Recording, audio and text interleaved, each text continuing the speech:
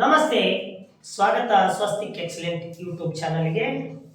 ಆತ್ಮೀಯ ವಿದ್ಯಾರ್ಥಿಗಳೇ ಹಾಗೂ ಈ ಕಾಂಪಿಟೇಟಿವ್ ಎಕ್ಸಾಮನ್ನು ಫೇಸ್ ಮಾಡುವಂಥ ಸ್ಪರ್ಧಾಳುಗಳೇ, ಇಲ್ಲಿ ಇವತ್ತು ಒಂದು ಟಾಪಿಕ್ ಬಗ್ಗೆ ಚರ್ಚೆ ಮಾಡ್ತಾ ಹೋಗೋಣ. ಅದು ರೆಕ್ಟಿಫೈ ದ ಎರರ್ಸ್ ಅಂತ, ಕರೆಕ್ಟ್ ದ ಫಾಲೋಯಿಂಗ್ ಸೆಂಟೆನ್ಸಸ್ ಅಂತ ಕೇಳ್ತೇವೆ. ಹೌದಾ? ಕಾಂಪಿಟೇಟಿವ್ ಎಕ್ಸಾಮ್ಗಳಲ್ಲಾಗಿರ್ಬೋದು ಅಥವಾ ಈ PUC ಫಸ್ಟ್ ಇಯರ್ ಮತ್ತು ಸೆಕೆಂಡ್ ಇಯರ್ ವಿದ್ಯಾರ್ಥಿಗಳಿಗೆ ಈ ರೀತಿಯಾಗಿರ್ತಕ್ಕಂಥ ಎರಡು ಅಂಕದ ಪ್ರಶ್ನೆಗಳನ್ನು ಕೇಳಿರ್ತಾನೆ. ಇಲ್ಲಿ ರೆಕ್ಟಿಫೈ ಅಂತ ಕೇಳಿದ್ದಾನೆ. ಕೆಲವು ಕಡೆಗೆ ಈ ಕಾಂಪಿಟೇಟಿವ್ ಎಕ್ಸಾಮ್ಗಳಲ್ಲಿ ಈ ಕರೆಕ್ಟ್ ದ ಫಾಲೋಯಿಂಗ್ ಸೆಂಟೆನ್ಸಸ್ ಅಂತ ಕೇಳ್ತಾನೆ. ಸೊ ಇವುಗಳನ್ನು ಯಾವ ರೀತಿಯಾಗಿ ಐಡೆಂಟಿಫೈ ಮಾಡೋದು ಮತ್ತು ಯಾವ ರೀತಿಯಾಗಿ ಅವುಗಳನ್ನು ರೀರೈಟ್ ದೆಮ್ ಅಂತ ಹೇಳಿದ್ದಾನೆ. ಪುನಃ ಬರಿಬೇಕು ಅಂದರೆ ತಪ್ಪುಗಳನ್ನು ಸರಿಪಡಿಸಿ ಅದು ಸರಿ ಯಾವುದು ಅನ್ನುವಂತಕ್ಕಂಥದ್ದನ್ನು ಬರೆಯುವಂತಕ್ಕಂಥದ್ದು. So while framing sentences many of us tend to commit mistakes. Generally these mistakes are committed in the following areas. ಅನೇಕರು ಏನು ಮಾಡ್ತಾರೆ, ಈ ವಾಕ್ಯಗಳನ್ನು ಬರೆಯುವಾಗ ಸಾಮಾನ್ಯ ತಪ್ಪುಗಳನ್ನು ಮಾಡ್ತಾರೆ. ಆ ತಪ್ಪುಗಳಲ್ಲ, ಈ ಕೆಳಗಿನಂತೆ ತಪ್ಪುಗಳಿರ್ತವೆ. ನೋಡ್ರಿ, ಏನೇನು ತಪ್ಪುಗಳಿರ್ತವೆ ಅನ್ನುವಂತಕ್ಕಂಥದ್ದನ್ನ ಅವ್ರು ಹೇಳ್ತಾ ಹೋಗ್ತಾ ಇದ್ದಾರೆ. ಒಂದು, using appropriate articles and preposition. ಏನ್ ಮಾಡಬೇಕು?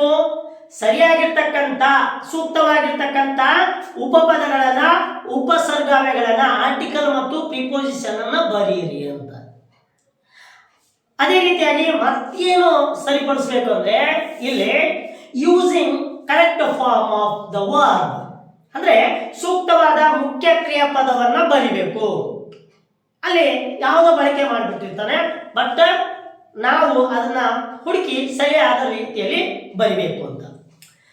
ಮೂರನೇದಾಗಿ ಥರ್ಡ್ ಒನ್ ಹೇಳ್ತಾನೆ, placing words in the right order ಅಂದ್ರೆ ಸೂಕ್ತವಾಗಿರ್ತಕ್ಕಂಥ ಪದಗಳನ್ನ ಸರಿಯಾದ ಕ್ರಮದಲ್ಲಿ ಬಳಸುವುದು.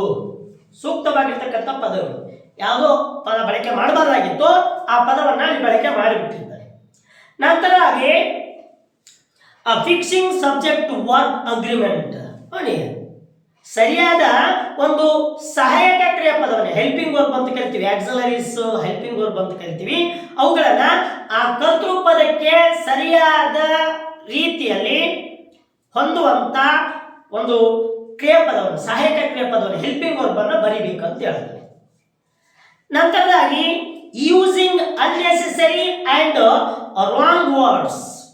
ಅನ್ನೆಸೆಸರಿ ಅನವಶ್ಯಕವಾಗಿರ್ತಕ್ಕಂಥ, ರಾಂಗ್ ತಪ್ಪು ಪದಗಳಿರುವಂತಕ್ಕಂಥ, ಅನಗತ್ಯ ಅಥವಾ ಅನವಶ್ಯಕವಾಗಿರ್ತಕ್ಕಂಥ ಮತ್ತು ತಪ್ಪು ಪದಗಳನ್ನು ಗುರುತಿಸಿ ಸರಿಯಾದ ಕ್ರಮದಲ್ಲಿ ಬರೆಯಿರಿ ಅಂತ.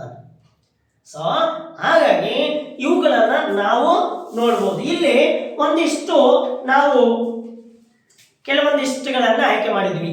ಆರ್ಟಿಕಲ್ಸ್ ಅಲ್ಲಿ ಕೆಲವು ತಪ್ಪುಗಳು ಕೊಟ್ಟಿರ್ತಾನೆ, ಪ್ರಿಪೋಸಿಷನ್ ಬಗ್ಗೆ ತಪ್ಪು ಕೊಟ್ಟಿರ್ತಾನೆ, ಸಬ್ಜೆಕ್ಟ್ ವರ್ಬ್ ಅಗ್ರಿಮೆಂಟ್ ಅಲ್ಲಿ ಕೆಲವೊಂದಿಷ್ಟು ತಪ್ಪುಗಳನ್ನು ಮಾಡಿರ್ತಾನೆ, ಮತ್ತು ವರ್ಡ್ ಆರ್ಡರ್ ಅದರಲ್ಲಿ ತಪ್ಪು ಮಾಡಿರ್ತಾನೆ.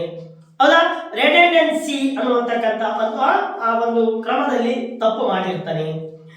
ಆನಂತರ ರಾಂಗ್ ಯೂಸ್ ಆಫ್ ವರ್ಡ್ಸ್ ಅಲ್ಲಿ ಒಂದಿಷ್ಟು ತಪ್ಪುಗಳನ್ನು ಮಾಡಿರ್ತಾನೆ. ಮತ್ತೆ ಟೆನ್ಸಸ್ ಇವುಗಳಲ್ಲಿ ಕೂಡ ತಪ್ಪು ಮಾಡಿರ್ತಾನೆ. ಈಗ ಅವುಗಳಲ್ಲಿ ಯಾವ ರೀತಿಯಾಗಿ ಒಂದೊಂದೇ ನಾವು ನೋಡ್ಕೊಳ್ತಾ ಹೋಗೋಣ.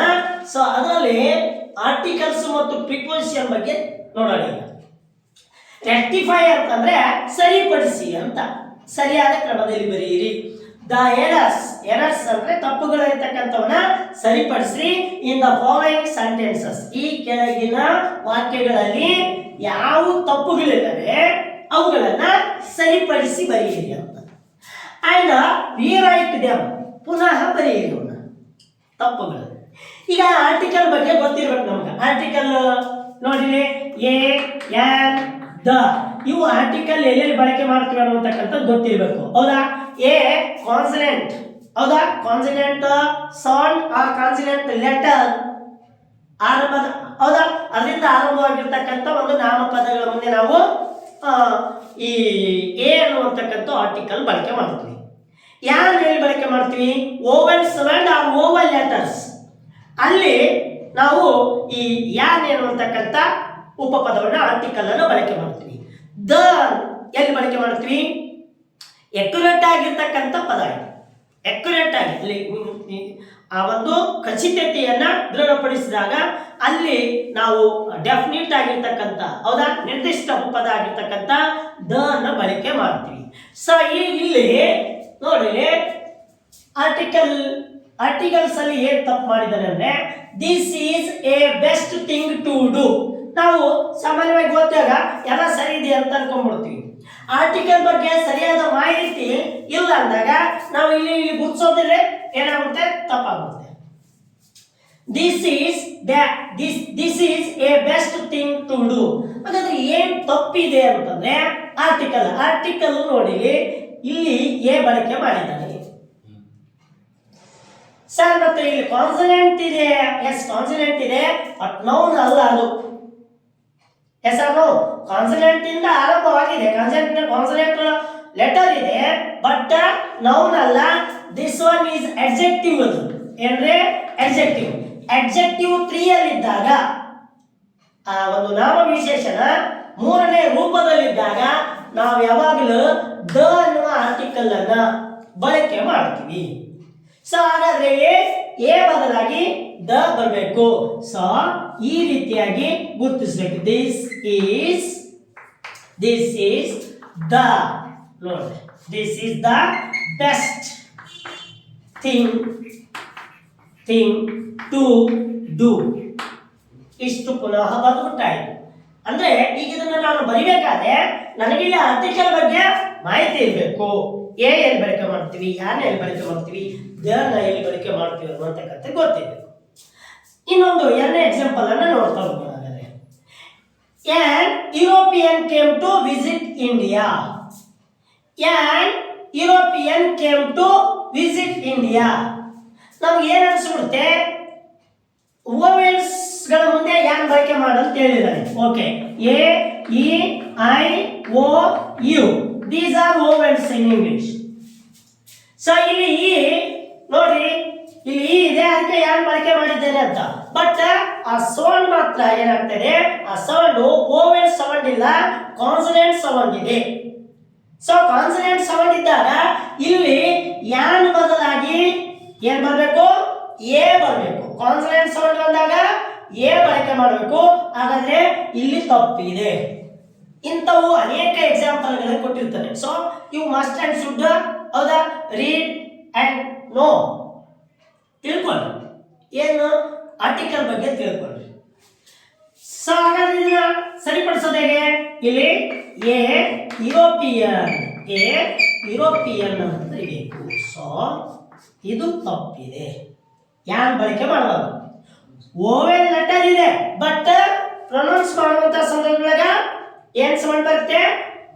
ಕಾನ್ಸನೆಂಟ್ ಸೌಂಡ್, ವ್ಯಂಜನ ಉಚ್ಚಾರಣೆ ಬರುತ್ತೆ. ಸೊ ಹಾಗಾಗಿ a European came to visit India. That's all. ಹೀಗೆ ಈ ರೀತಿಯಾಗಿ ಪುನಃ ಬರೆಯುವಂತಕ್ಕಂಥದ್ದು. ಇದು ಆರ್ಟಿಕಲ್ಸ್ ಗಳಲ್ಲಿ ತಪ್ಪುಗಳನ್ನ ಹುಡುಕುವಂತಕ್ಕಂಥದ್ದು. ನಾವು ವಾಕ್ಯ ಓದಿದಾಗ ನಮ್ಗೆ ಆಗಲೇ ಗೊತ್ತಾಗ್ಬಿಡುತ್ತೆ, ಆ ಪ್ರೊನೌನ್ಸ್ ಬಂದ್ಬಿಡುತ್ತೆ. ಆ ಪ್ರೊನೌನ್ಸ್ ಬಂದಾಗ ತಪ್ಪುಗಳು ನಮಗೆ ಗೊತ್ತಾಗ್ತವ. ಸೊ ಅದೇ ರೀತಿಯಾಗಿ ಪ್ರಿಪೋಸಿಷನ್ ಅನ್ನು ನೋಡಿದಾಗ ನೋಡಿ, ಪ್ರಿಪೋಸಿಷನ್ ಉಪಸರ್ಗಗಳು ಅಂತ ಕರಿತೀವಿ. I have another piece of work to you. I have another piece of work to you ಅಂತ. ಸೊ ಇವುಗಳಲ್ಲಿ ಏನ್ ತಪ್ಪಿದೆ ಅಂತಾನೆ ಗೊತ್ತಾಗಲ್ಲ. ಸೊ ಅದನ್ನ ಅಂಡರ್ಸ್ಟ್ಯಾಂಡ್, ವಾಕ್ಯವನ್ನ ಅಂಡರ್ಸ್ಟ್ಯಾಂಡ್ ಮಾಡಿಕೊಳ್ಳುವಂತ ಮತ್ತು ಅದನ್ನ ಸಿಸ್ಟಮೆಟಿಕ್ ಆಗಿ ಬರೆಯುವಂತಕ್ಕಂಥದ್ದು. ಸಬ್ಜೆಕ್ಟು, ವರ್ಬು, ಆಬ್ಜೆಕ್ಟು, ಹೌದಾ. ಎಕ್ಸ್ಟ್ರಾ ಇನ್ಫಾರ್ಮೇಶನ್ ಬಂದಾಗ ಪ್ರಿಪೋಸಿಷನ್ ಎಲ್ಲಿ ಬಳಕೆ ಮಾಡಬೇಕು, ಯಾವ ಪ್ರಿಪೋಸಿಷನ್ ಬಳಕೆ ಮಾಡಬೇಕು ಅನ್ನುವಂತಕ್ಕಂಥದ್ದು ಸರಿಯಾದ ಮಾಹಿತಿ ಇದ್ದಾಗ ನಾವು ಅಲ್ಲಿ ಏನ್ ಮಾಡ್ತೀವಿ? ಆ ಪ್ರಿಪೋಸಿಷನ್ ತಪ್ಪನ್ನು ಕಂಡುಹಿಡಿತೀವಿ. ಸೊ ಇಲ್ಲಿ I have another piece of work to you ಇದೆಯಲ್ಲ, ಇಲ್ಲಿ ಟು ಬರಬಾರ್ದು. ನೋಡಿ, I have another piece of work for you. ನಾನು ನಿನಗೋಸ್ಕರ ಬೇರೆ ಒಂದು ಸಣ್ಣ ಕೆಲಸವನ್ನ ಏನ್ ಮಾಡಿದ್ದೀನಿ ಅನ್ನೋದರ ಬೇರೆ ಒಂದು ಕೆಲಸವನ್ನ ನಿನಗಾಗಿ ನಾನು ಮೀಸಲಿಟ್ಟಿದ್ದೇನೆ ಅಥವಾ ತೆಗೆದಿಟ್ಟಿದ್ದೇನೆ ಅನ್ನುವಂತಕ್ಕಂಥದ್ದು ನಿನಗೆ ನಿನಗಾಗಿ ಅನ್ನುವಂತಕ್ಕಂಥದ್ದು. So I have another piece of work for you. So ಇಲ್ಲಿ ಫಾರ್ ಬರಬೇಕಾಗಿದೆ, ಟು ಬಳಕೆ ಮಾಡಿದ್ದಾರೆ. ಸೊ ಇಷ್ಟು ನಾವು ಪ್ರಿಪೋಸಿಷನ್ ನಲ್ಲಿ ಕಂಡುಹಿಡಿಯುವಂಥದ್ದು. ಹಾಗಾಗಿ ಕೂಲಂಕುಷವಾಗಿ ನಾವೇನ್ ಮಾಡಬೇಕು, ಆ ವಾಕ್ಯವನ್ನ ಸರಿಯಾದ ಕ್ರಮದಲ್ಲಿ ಓದಬೇಕು. ಓದಿದ್ರೆ ಈಸಿಯಾಗಿ ನಾವು ಐಡೆಂಟಿಫೈ ಮಾಡ್ಬೋದು. ಆರ್ಟಿಕಲ್ ತಪ್ಪಿದೆಯೋ ಪ್ರಿಪೋಸಿಷನ್ ತಪ್ಪಿದೆಯೋ ನೋಡಿ. ಈಗ ಎರಡನೇ ಎಕ್ಸಾಂಪಲ್ ನಾವು ನೋಡುವುದಾದ್ರೆ, I am protecting my delicate skin by the hair storm ಅಂತಿದೆ ನೋಡ್ರಿ. ಇನ್ನೊಂದು ಸರಿ ಓದೋಣ, ಎಲ್ಲೋ ಒಂದು ತಪ್ಪಿದೆ ಇದರಲ್ಲಿ. I am protecting my delicate skin by the hair storm ಅಂತ. ನಾನು ಹೇರ್ ಸ್ಟೋರ್ಮ್ ಅಂದ್ರೆ ಈ ಒಂದು ಆಲಿಕಲ್ಲು ಮಳೆಗಳಿಂದ ಕೂಡಿರ್ತಕ್ಕಂಥ ಒಂದು ರೀತಿಯಾಗಿರ್ತಕ್ಕಂಥ ರಭಸವಾದ ಮಳೆ, ಆಲಿಕಲ್ಲು ಮಳೆಗಳಿಂದ ಕೂಡಿರ್ತಕ್ಕಂಥ, ಹೌದಾ? ಈ ನಾನೇನ್ ಮಾಡಿದೆ, ಈ ಒಂದು ಬಿರುಗಾಳಿಯಿಂದ ಅಥವಾ ಆ ಒಂದು ಚಂಡಮಾರುತ ಅಥವಾ ಆಲಿಕಲ್ಲು ಮಳೆಯಿಂದ ನಾನು ಏನ್ ಮಾಡಿದೆ, ನನ್ನ ಸ್ಕಿನ್ ಅನ್ನ ಡೆಲಿಕೇಟ್ ಆಗಿರ್ತಕ್ಕಂಥ ಮೃದುವಾಗಿರ್ತಕ್ಕಂಥ ನನ್ನ ಸ್ಕಿನ್ ಅನ್ನ ಏನ್ ಮಾಡಿದೆ, ಚರ್ಮವನ್ನ ಪ್ರೊಟೆಕ್ಟ್ ಮಾಡ್ಕೊಂಡೆ ಅಂತ. ಸೊ ಹಾಗಾದ್ರೆ ಏನ್ ತಪ್ಪಿದೀವಿ, ಪ್ರಿಪೋಸಿಷನ್ ಆಗ ಬೈ ಬದಲಾಗಿ ಫ್ರಮ್ ಅಂತ ಬಳಕೆ ಮಾಡಬೇಕು. ಅದಕ್ಕೆ ಪ್ರಿಪೋಸಿಷನ್ಗಳ ಬಗ್ಗೆ ಮಾಹಿತಿ ಇರಬೇಕು, ಪ್ರಿಪೋಸಿಷನ್ ಬಗ್ಗೆ ಸ್ವಲ್ಪ ಆದ್ರೂ ನಮಗೆ ಜ್ಞಾನ ಇರಬೇಕು. ಬೈ ಯಾವಾಗ ಬಳಕೆ ಮಾಡ್ತೀವಿ, ಫ್ರಮ್ ಯಾವಾಗ ಬಳಕೆ ಮಾಡ್ತೀವಿ, ಟು ಯಾವಾಗ ಬಳಕೆ ಮಾಡ್ತೀವಿ, ಇಂಟು ಯಾವಾಗ ಬಳಕೆ ಮಾಡ್ತೀವಿ, ಅಪಾನ್ ಯಾವಾಗ ಬಳಕೆ ಮಾಡ್ತೀವಿ, ಅಪ್ಪು, ಇನ್ನು, ಆನು ಯಾವಾಗ ಬಳಕೆ ಮಾಡ್ತೀವಿ ಅನ್ನುವಂತಕ್ಕಂಥದ್ದು ಮಾಹಿತಿ ಇರ್ಬೇಕು ನಮ್ಗೆ. ಸೊ ಇಲ್ಲಿ I am protecting my delicate skin by ಬದಲಾಗಿ ಫ್ರಮ್ ದ ಹೇರ್ ಸ್ಟೋರ್ಮ್. ಇದು ಸರಿಯಾದ ಕ್ರಮ. ಈ ರೀತಿಯಾಗಿ ತಪ್ಪುಗಳಿರುವಂತಕ್ಕಂಥದ್ದನ್ನ ಸರಿಪಡಿಸಿ ನಾವು ನೋಡ್ಬೇಕಲ್ಲ, ಆರ್ಟಿಕಲ್ ತಪ್ಪಿದೆಯೋ ಪ್ರಿಪೋಸಿಷನ್ ತಪ್ಪಿದೆಯೋ ಅನ್ನುವಂತಕ್ಕಂಥದ್ದು. ಆಗ ಏನ್ ಮಾಡಬೇಕು, ಈ ವಾಕ್ಯವನ್ನ ಏನ್ ಕೊಟ್ಟಿರ್ತಾನಲ್ಲ ಸೆಂಟೆನ್ಸ್ ಅನ್ನ ಅಂಡರ್ಸ್ಟ್ಯಾಂಡ್ ಮಾಡ್ಕೊಂಡು ಬರೀಬೇಕು. ಅದೇ ರೀತಿಯಾಗಿ ಇನ್ನೊಂದಿಷ್ಟು ಎಕ್ಸಾಂಪಲ್ಗಳನ್ನ, ಹೌದು, ಈಗ ಆರ್ಟಿಕಲ್ ಮತ್ತು ಪ್ರಿಪೋಸಿಷನ್ ಮಾಡಿದ್ವಲ್ಲ, ಅದೇ ರೀತಿಯಾಗಿ ಇನ್ನೂ ಎಕ್ಸಾಂಪಲ್ಗಳನ್ನ ನಾವು ನೋಡೋಣ.